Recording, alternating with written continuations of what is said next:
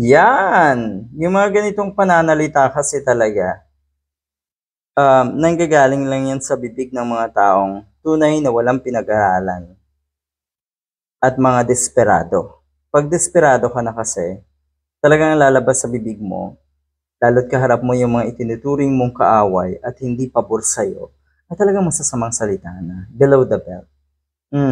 Ganyan sa totoong buhay. At nangyayari yan ngayon dito sa mga Duterte nga. Matindi pong banata na daw si Baste Duterte, ang bagong talaga nga na Police Regional Director dyan sa Davao na si Brigadier General Nicolas Torre. Matapang si General Torre, talagang naniniwala siya na naandyan lang sa compound ng KOJC, etong si Kibuloy, at handa siyang or porsigido talaga siya na matiklo etong pugante nga na ito. So nakikita rin nga daw na si Baste na naging abusado ang mga kapulisan dyan sa Davao sa pamumuno nga na itong bagong talagang Police Regional Director.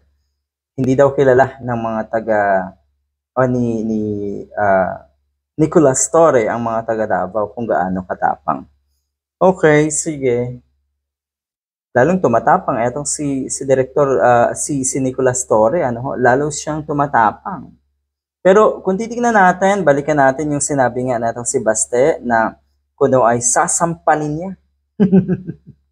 Sasampalin niya at kung ano-ano ang mga banat, kung ano-anong pananalita na kung titignan mo talaga ay below the belt na. Hindi expected of a leader yung mga ganitong klaseng pananalita. Na para sa akin kasi ang isang leader dapat laging pinaiiral ang diplomasya, pagiging mahinahon sa lahat ng oras.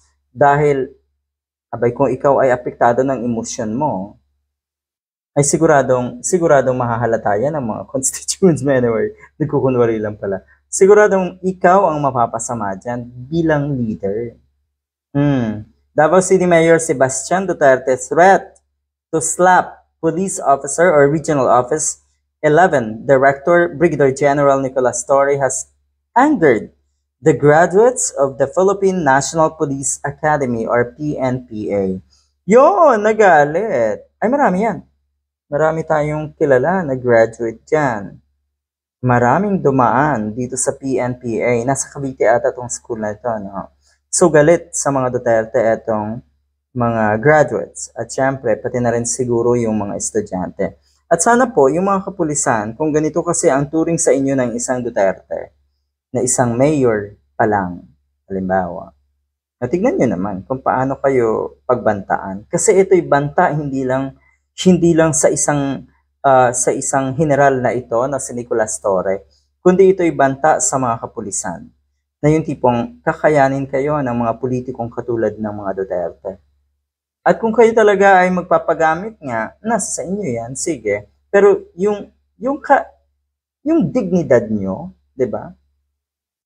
If kayo mismong mga kapulisan ang aangat sa imahe at dignidad ng propesyon na yan, sana. Pero kung kayo yung magpapagamit sa mga Duterte, talo kayo. So, eto magandang senyales na nagalit yung mga PA graduate. Okay? Dito nga sa banta na ito na si Duterte, na itong batang Duterte. At yun nga, hinihimo ko itong mga kapulisan na magalit din kayo dito. Dapat magalit kayo sa mga ganito, sinisino kayo.